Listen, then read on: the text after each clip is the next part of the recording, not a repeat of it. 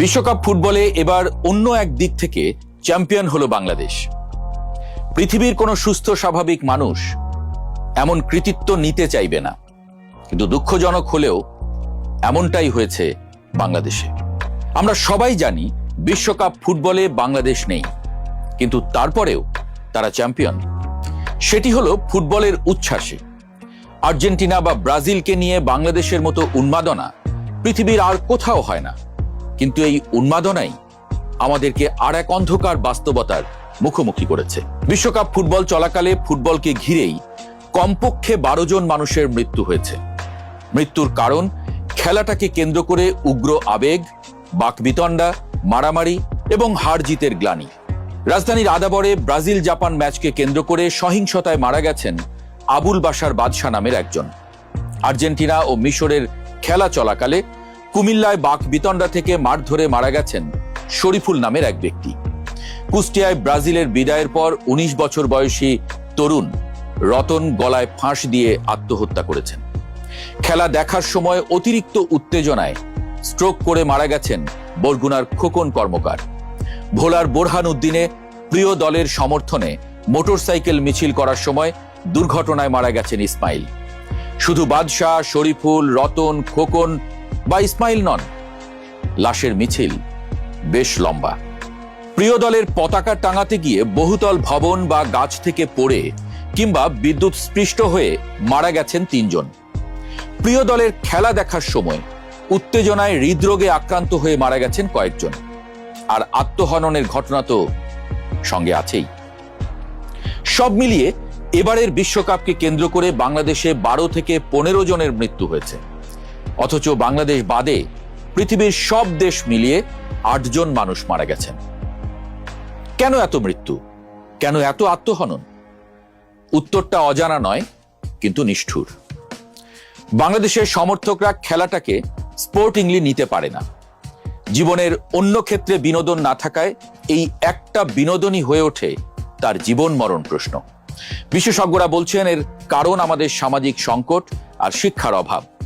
জাতীয় মানসিক স্বাস্থ্য ইনস্টিটিউটের গবেষণায় উঠে এসেছে, বাংলাদেশের প্রাতিষ্ঠানিক শিক্ষা কাঠামোতে বেশি জোর দেওয়া হয় কেবল জিতে আসা বা প্রথম হওয়ার উপর।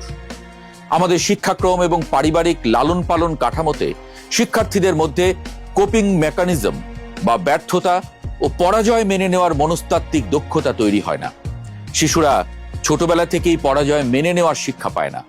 একটা সমাজে মানুষকে নানা পরাজয়, না পাওয়ার বেদনা, প্রত্যাখ্যানকে স্বাভাবিকভাবে মেনে নিয়ে এগিয়ে যেতে হয়, কিন্তু আমাদের দেশের তরুণদের মধ্যে সেই ক্ষমতা একেবারেই নেই।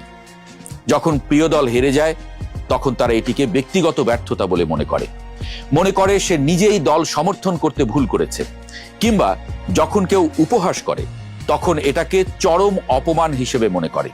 এর ফলে কেউ কেউ সহিংস হয়ে ওঠেন, আবার কেউ কেউ অবসাদে আত্মহননের পথ বেছে নেয়। শুধু শিক্ষার সংকটের কথাই বলছি কেন, সমাজের দিকে একটু তাকান। এবার বিশ্বকাপে একটা বিশাল পরিবর্তন আমাদের বাজার অর্থনীতিতে জ্বলজ্বল করছে। আগে ফুটবল বিশ্বকাপ এলে পাড়া মহল্লায় পতাকা টাঙানোর ধুম পড়ত। প্রত্যেকে বাড়ির ছাদে পতাকা টাঙাতেন। গ্রামে মফস্বলে মাইলের পর মাইল পতাকা টাঙানোর ধুম পড়ত। সবাই মিলে চাঁদা তুলে বড় পর্দায় খেলা দেখার আয়োজন হতো। কিন্তু এবছরে পতাকার চেয়ে জার্সি কেনার প্রবণতা অনেক বেড়েছে। পতাকাটা কিন্তু সামাজিক, জার্সিটা ব্যক্তিগত। গণমাধ্যমে ব্যবসায়ীদের যে বক্তব্য এসেছে তাতে এবার পতাকা বিক্রির হার আগের চেয়ে অনেক কমে গেছে। উল্টো দিকে চীন, থাইল্যান্ড সহ বিভিন্ন দেশ থেকে আমদানিকৃত এবং স্থানীয়ভাবে তৈরি বিভিন্ন দলের জার্সির বিক্রি বেড়েছে গতবারের চেয়ে দ্বিগুণেরও বেশি। সমাজবিজ্ঞানীরা এই পরিবর্তনটিকে খুবই গুরুত্বপূর্ণ বলছেন। পতাকা হলো সামষ্টিকতার প্রতীক, যা সমাজের মানুষকে একসঙ্গে যুক্ত করে, আর জার্সি হলো ব্যক্তিগত পরিচয়ের প্রতীক। সামাজিকভাবে সবাই মিলে খেলা উপভোগ করার এবং আনন্দ বা বেদনা ভাগাভাগি করার সেই যৌথ সংস্কৃতি দিন দিন কমে আসছে। কথায় আছে, আনন্দ ভাগ করে নিলে বেড়ে যায় আর কষ্ট ভাগ করে নিলে কমে যায়। কিন্তু এখন আনন্দ বা কষ্ট কোনো কিছুই আমরা ভাগ করতে পারছি না বা করছি না। অসামাজিক হয়ে ওঠার আর একটা বড় প্রমাণ খেলা দেখায়। মানুষ একসাথে খেলা দেখার চেয়ে নিজের ড্রয়িং রুমে একা কিংবা মোবাইলের স্ক্রিনে খেলা দেখছে বেশি। জাতীয় মানসিক স্বাস্থ্য ইনস্টিটিউটের জরিপ অনুযায়ী স্ক্রিন টাইম বৃদ্ধি এবং একক পরিবার কাঠামোর কারণে তরুণদের মধ্যে সামাজিক সম্পৃক্ততা ও সহমর্মিতার হার গত এক দশকে অনেকটা কমিয়ে দিয়েছে। ফলে পরাজয়ের পর যে মানসিক ধাক্কা বা ট্রমা তৈরি হয় তা সামাল দেওয়ার মতো পাশে কেউ থাকে না। এই সামাজিক বিচ্ছিন্নতা এবং একাকিত্ব আবেগকে আরো বেশি আত্মঘাতী করে তুলছে। এর সঙ্গে যুক্ত হয়েছে সোশ্যাল মিডিয়ার বিষাক্ত ট্রোল কালচার। ফেসবুক বা টিকটকের মতো প্ল্যাটফর্মগুলোতে এখন সুস্থ ক্রীড়া আলোচনার চেয়ে ট্রোল কালচার বা একে অপরকে নিয়ে ঠাট্টা করার প্রবণতা অনেক বেশি।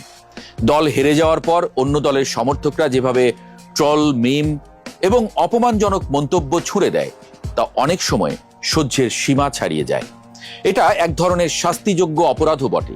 মানুষকে আত্মহননের দিকে ঠেলে দেয়া অপরাধ, বলা যেতে পারে আত্মহত্যায় প্ররোচনার অপরাধ। আর আমরা সবাই এই অপরাধে অপরাধী।